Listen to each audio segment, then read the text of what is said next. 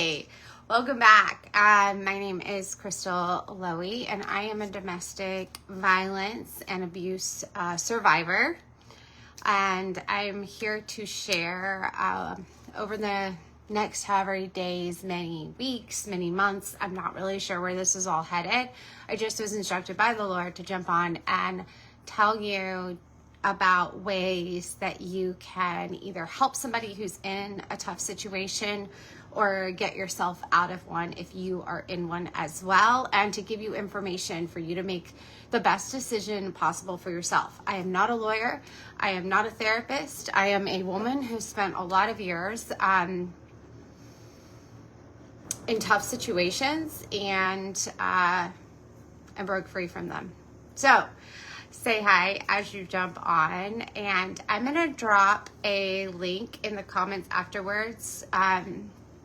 If this resonates with you, I want you to go ahead and click on the link and sign up for a Sunday letter. It's a letter that goes out every Sunday from my blog, Notes on Returning. It's got uplifting stuff. It also has stuff that's just not even related to domestic violence. Faith, slow travel, style, but it'll give you like maybe some glimmers if you're experiencing a darker time in your life, okay? So also right now, before we move forward, please go ahead and interact with the video if you see something in here that resonates with you. Whether you share it to yourself or you save it for later, that's a really good thing to do. Follow, whatever you need to do, make sure that you interact with it so that future ones come up. Because I'm going through the whole process of what domestic violence looks like, psychological indicators that you're in a bad situation, what it's going to take for you to leave, what happens if you're in a marriage, what if you have kids in a marriage. Again, I'm not here to offer you legal advice. What I am here to offer you is information about possible situations you could be in and some resources for you to take advantage of it, okay? But part of this is part of your journey. And I know it sucks, and I know it's hard, and maybe you're not the one going through it. Maybe it's a friend or a family member, and your heart's breaking for them. But I promise you, when they get to the other side, or you get to the other side, you're gonna see exactly why this was part of your life. And even if you didn't deserve it, which no one deserves abuse, even if you didn't deserve it, you're gonna see why you were called to rise above it, okay? So, all right, I'm gonna put some makeup on because I've gotta head somewhere after this, and today is one of my free days. So some days I have my son and daughter with me, some days I don't. Today is the day that it's just me, and so I've got some things I gotta take care of. But while we do that, I'm gonna go ahead and just pop on my normal daily makeup. We'll just hang out. I used to do a lot of makeup lives, but then I kind of just like pulled away from the camera for a long time, and I was still on camera, but I pulled away from doing lives. But lives are back, and I'm really excited to be here. Okay, so let's talk about a danger plan and an exit strategy. So at this point, if somebody is going through, especially if it's been long-term abuse, they're isolated. They're super isolated at this point. And you might have been wondering, if they're a friend or a family member, you might have been wondering, like, why? Like, why have they stopped communicating as frequently? Why do they not seem happy? Or why do they dislike me now? Like, there's clearly something off, but you're not able, sometimes if you're the outsider, not the person, the survivor, but a lot of times if it's a family or friend, you don't really understand what's happening. You just know things are different, okay? And then if you're the person that's in the relationship that is abusive, one of the things that happens for you is you've been so isolated, and there's also been a little bit of brainwashing going on. We talked in the last episode, in the last live about, in my last video, about what it does to the brain. But because you've been in that abuse cycle for a while, your brain's chemical structure has changed. And so now not only do you feel isolated, but you likely have your abuser telling you things like, you know, they don't really care about you, and sometimes it's not overtly done. Sometimes it's more covert, okay? So sometimes it's more like, you know, they just always seem really angry when you're around. Or have you ever noticed that you're just like not like your family? Like they will separate you and make it where you will start feeling like, a lot of times they will isolate you and you'll feel like the world is against you and not for you. Okay? So that's, you're likely dealing with isolation. You're also likely dealing with the fact that your brain is not able to form like a strategy. So now the question is, how do you get out of a situation where your brain is in this cycle? You know it's not working, but you also, your feelings show you've formed a trauma bond with another human being. And so you don't know how to leave. Like you just don't know how to leave. And it's also likely in this situation that your financial resources, for whatever reason, are also tied up. I think that makes this one of the hardest things. I was in a situation where I was a full-time corporate worker. Like I had a full-time career and I never had access to my own money. Like my paychecks would come in and then they would just disappear. Okay. So, and you're probably like, how did that happen? Well, when you're so busy trying to hold up all the responsibilities, sometimes you just don't, like you can't, you're so tired of fighting, you know? Like things just, you pick and choose your battles. And I learned that financial abuse is just as traumatizing as physical. Emotional abuse has the same, if not more, traumatizing effects. Just because you can't see bruises all over somebody doesn't mean that they're not in such a state of fight or flight that they're close to death, okay? So we have to change our mindset around what abuse looks like. Not everybody is it always physical. That is not how a lot of long-term relationships stay in the relationship. Some it's physical, but a lot of times it's not. The physical is like here or there. The majority of it is psychological, financial, and emotional and verbal, okay? So when it comes to an exit plan, I think the first and hardest thing, this is the hardest thing for me was in a couple of situations where I had to create an exit plan, and my brain was like so fried, and I was also on lack of sleep, okay? So my brain's fried, I'm on lack of sleep, I have no idea like what needs to happen. The first is you have to be willing to tell somebody what's going on. And that willingness requires you to admit that this is not a safe situation. Okay. So I think that would be the hardest part about all of it, is admitting to yourself and to other humans, because you're going to have to tell your story. And you don't have to tell it publicly. It took me a long time. And then when I say a long time, it took a lot of therapy, it took healing my inner child, it took going to group therapy, individual therapy, going and seeing a psychiatrist and making sure that my brain was operating properly. It took a lot to get to where I can talk about some of this publicly. But you will have to tell a few people what's going on. And don't be surprised if they are surprised that it was that bad. Because it's really hard for all of us to wrap our minds around how a human could treat another human poorly. That's hard to accept. And when you're considering leaving, a lot of times you'll feel like you can't leave. Like you'll feel like if you leave, you're gonna lose everything, including maybe your children or your dog or your home or all the things that have mattered to you over the years. But I will tell you, your life is the most important part here, because your children and your dog and your home can't exist without you. So we got to get you out of that place, or we got to get if it's your family or your friend, we got to get them out of that place. So the first thing that needs to happen is a willingness to talk about it. And if a family member ever comes to you and begins to talk about it, then your job as a listener is to let them talk, okay? Immediate problem solving doesn't always solve it. You got to let the person just get it out. And it's going to sound messy and it's going to sound fragmented, because remember, their brain is messy and fragmented right now.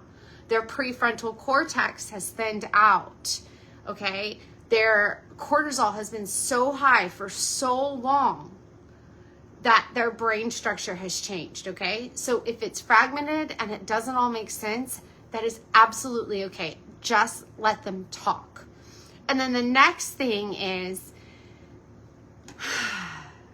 there's a variety of things that will really help. If they have a joint cell phone plan, help them get a burner phone. Help them open a second bank account. Have a place for things that are outside of that partner. A lot of times the partner is monitoring everything because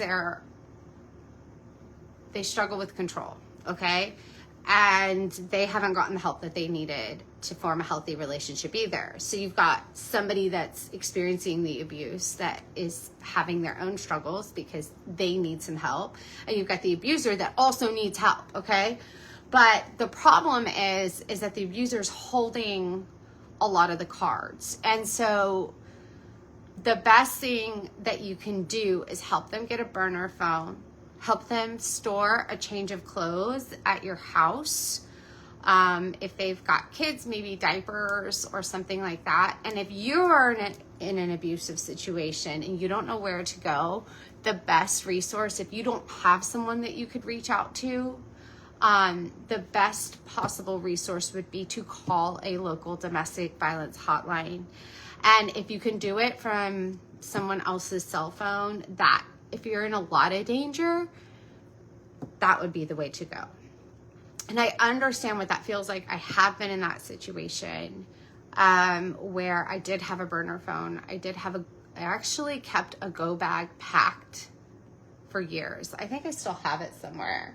But I called it a go bag and I kept it packed with just in the event anything ever happened. And it wasn't just for domestic violence, it was just in general. But having maybe like some prepaid cards on there, or the prepaid phone that they can just turn on and load, that will make a big difference, because they'll find there's got to be an exit time. And I think this is really when God steps in. So I was in a situation a long time ago where I was really isolated, and I didn't know if I left what would happen. So I actually had to wait. I had to wait on a specific time in which there was an opening. So sometimes it's not as easy as you just get up and leave. Sometimes what you have to do is you have to make that danger plan or that exit strategy, and you don't know when you're leaving. You just know that if something gets bad enough again, that it's time to go. Okay? If you can leave right now, go. Like, walk out, go. I promise it's going to be better on the other side. But if you are struggling and you're in that place where you're like, oh man, I don't know if I can leave. I don't know if this is the right decision yet. Make the plan first and simmer on it and pray over it. Okay? Our God is a good father, and he knows what you need, and he will part that Red Sea for you. But sometimes we have to like kind of recognize it and remember your brain's scrambled because, well, you've been in a really state of stress for a very long time and likely sleep deprived. And some people have, in the process of all of this, they formed a drinking habit just to like get their minds to stop, or a smoking habit. And so now you're dealing with that too. One of the other resources I would say in making an exit strategy is to start going to a support group. Even if you're struggling with substance problems, going to a support group, a 12-step program, that'll really help you have something outside of the relationship that is supportive. And they're great. They're great to go to. Speaking from somebody who's been to several of them, they're really great. Like, people think that they're like this negative place and like you're just talking about all the bad things, but actually you talk a lot about the things that give you hope. So, and it gives you some structure. So it kind of gives you something outside of the relationship to have identity in. Another thing that is really common in these situations is that your partner who is more controlling is struggling to give you very much time away, and you might find yourself constantly having to vouch for your time. And in that situation, I really think that it's really key to, even if you have to tell somebody, let's say you go to the grocery store and that's like your only time away, plan on your next trip to go to the grocery store to find somebody that you see regularly in that store and let them know what's going on. And I know that sounds like a strange thing to say, but sometimes you're so isolated that that's your only outside. And if you can talk to somebody in person versus on the phone, until you can get a Go phone or something that's not monitored, that would be ideal. Okay, if it's a coffee shop you walk by, okay, talk to somebody there. I promise you, the Lord is going to put certain people in your path along this way that are going to help, and you're not going to know how, but you're going to feel inside your heart, like you're going to feel something. Your brain's all kind of scrambled. It can't make great decisions, but one thing that is picking up on is hypervigilance. And so you'll feel some peace in different places as you go through these steps. I'm not saying it's not scary. I'm not saying it's not hard. It's really hard. But I promise you can do this. I'm living proof that you can do this. I'm living proof that you can do it more than once. Okay? Because a lot of times people that have been in abusive situations somehow attract future ones. And they look different, but the cycle's the same. Okay? All right. So once you have that danger plan, and it doesn't have to be all ironed out, it doesn't have to be perfect. When you see the opening, you take it. Okay? If it's your partner wants to go on vacation alone, let them go. Let them go. If it's, I actually left a situation literally in the middle of the night when I was thrown outside of a hotel room, the hotel room I was staying in with my partner. I was pushed out of the door, bruises all up and down my arms, and my stuff was thrown in the hallway. And I'm with my keys. I picked up my keys. I ran, and my stuff, I felt humiliated. I didn't even know what I had done. But I felt humiliated. I had just been up in the room by myself for hours, and they came in and they were not doing well. And I ran down to my car and got in my car, and I sat there, and I knew in that moment, this is your chance. This is your chance to leave this. And I left, and I fled, and I drove to a family member. I don't want to go into all the details because, again, I'm not here to rehash the past or anything like that. But I went to a family member's house that was 4 hours away. I drove there. And I had to tell them everything that was going on. And we ended up forming a plan and getting help. And then the craziest part about the whole situation is how hard it was after that to fully break free from it. It was harder. And I had to be honest about a lot of stuff. I had to talk to, I had to be honest about a lot of stuff that I had been protecting and hiding, because it's really normal for somebody to protect the person that's actually abusing them. That's the crazy part. But you can do it. So it may be in the middle of the night, it may be broad daylight, and that person actually just leaves. They're like, you know, I just need to leave. I need some space. Let them have the space, and then GTFO. Go follow your danger plan and get yourself out of it. You are brave. You are brave, and you're going to hear things like, oh, you're not loyal. Or you might hear things like, oh, we just, you know, we're so in love. Like, it's just a little conflict. You're going to hear all the things. You might even hear how you're the terrible person. Look, your life is more important, and God has a plan for you outside of this. Okay? Here's the thing. This was the hard, cold reality that I had to sit with, that I struggled sitting with. I firmly believe that Jesus gave me and God designed me with this incredible quality to see the best in people, okay? I think I actually see them the way God created them, not how they actually are day to day, okay? So the Lord like creates people and gives us all these beautiful gifts and these like amazing traits. And I think that the Lord, it's a good thing, but it's also something I've had to learn to apply discernment with. But I see people's potential, and I see the beautiful things in them, even with their messes. I had to come to terms with something, that just because someone is gifted in something and a beautiful person, and they have qualities, that doesn't also mean they don't have unhealthy cycles. And until they get help for those unhealthy cycles, those beautiful things can't coexist with me. Does that make sense? They have to go get help for them. And I can't do the emotional labor, which is so hard because you want to help people, but it's not my job to fix somebody, and it's not your job to fix your partner. It's your partner's job with Jesus to go get their help that they need to have better communication. It's your partner's job with Jesus to repair the old wounds. That's not for you, okay? And it's not for you to deal with in the relationship. So as you're leaving, it's likely they will try everything. They will say, I'm sorry.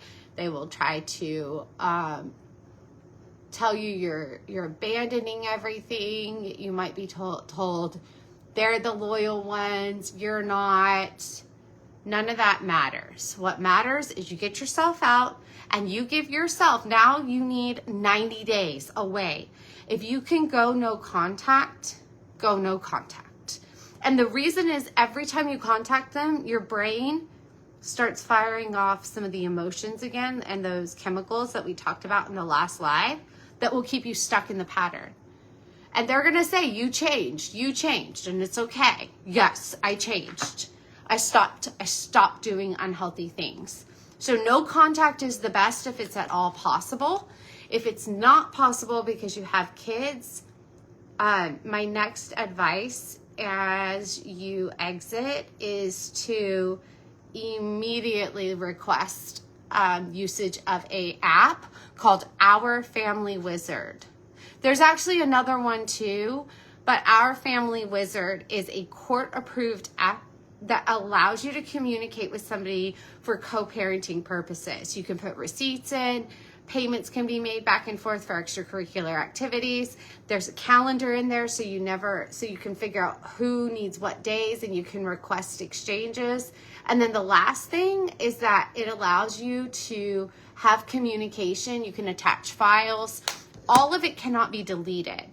So no longer is there this he said, she said over text and then email and then a phone call. No. We're not going to do that to ourselves. We're going to calm our nervous systems down because we've just gone through like a fried application of hormones the last couple of years or decades. I don't know, however long your situation was.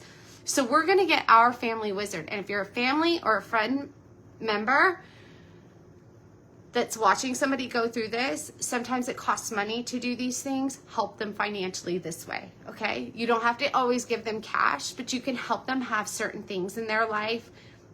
You can go buy them a bag of groceries. You can take them out and just get a cup of coffee with them, and you don't know how much those little things mean to this person. Buy them some flowers. Not kidding. Because this person has been drained for so long, and they've been giving everything to hold the relationship together that's falling apart. they don't know what agency is. And a lot of times they don't have, their cup has just been so empty that they wonder why exist anymore, okay? So if you are a family or a friend member, this is the time actually to treat the person that's gone through abuse. And they may not even know how to accept it, but that's okay. Give them love. Give them things that they need so they can become healthy without doing the work for them, okay? And then the next thing is, as soon as you get out of the situation, or if you're still in the situation, you need to be in counseling ASAP. There are domestic violence centers and sexual abuse, because a lot of times if you've gone through domestic violence, whether you want to admit it or not, you're also experienced sexual abuse. So just go ahead and take the intake, okay? Just go over there, take they're going to ask you questions. It's okay. You're going to make it through it. You have to usually fill out some questions. Answer the questions, because I will tell you that years ago, the first time I went through one, I checked off 75% of the boxes as a yes. When I looked down at that list, I was like, okay, if I'm checking off 75% of the boxes on this list of signs of abuse in a relationship, I need to come to terms with the fact that I'm in an abusive relationship. Okay, so just go. So those are a few things that will help you get out of this situation, give you some support, give you some resources. But the key is, you're going to get an opportunity. God will make an opportunity. Okay, He'll make an opportunity where that partner leaves, or you will be able to leave. And if you have kids, He'll make it where you're with a lot of times He'll make it where you're with the kids. Don't think, just go do it. Okay, because remember, your brain's not thinking right. So you got to just go do it. You got to go do the steps, because you prepared the steps, and it doesn't have to be perfect. If you don't have a burner phone, fine, whatever. Get in your car. If you only have $20, that's it. That's all you can do. Get out of there. GTFO. Okay? God's going to provide things along the way that is going to help you, one, increase your faith in everything. But two, He knows what you need, and He knows that as you leave, He's going to have to provide for you. Remember, He says in Isaiah, I am your provider and I am your comforter. So you've got to lean on God through this, because there's no other way. And if you don't believe in God, or you don't believe in Jesus, this is the time. This is the time to cry out, because He will make Himself known to you. Because what you're doing, or what this person is doing, it's not the design. You were not designed to live in this. He's going to break you free, just like He breaks the Israelites free in Exodus. And then He leads them through the wilderness day by day with manna. And then He takes them later on, after they've gone through quite a bit of refining, He takes them into the promised land. So He has a promised land for you, but you got to leave the Egypt. You're not a slave. You don't want to be a slave. And an abusive relationship oftentimes feels like slavery. So, all right. I want to let you all know I love you so much. God loves you way more than I even have capacity for. But I'm praying for everyone that jumped on. I prayed before this. I'm praying after this. Make sure that you save this or forward it to somebody that needs it. Forward it to yourself, even if you're not even sure. Oh, maybe I might need this in the future. Or maybe I got this weird feeling. Maybe they might need it, but maybe the time's not now. Forward it to yourself or save it. And I promise it will come up at the right time. Because there's not a lot of people talking about this. They're too afraid. They're scared of what might happen. But we have to talk about it. Because if we don't talk about it, we're going to live as humanity. We're going to be in the same cycles for a very long time, and that's not healthy either. We don't want to keep passing this stuff down to more generations. No, we're breaking it now. We're going to break it together. All right. I'll talk to you guys later.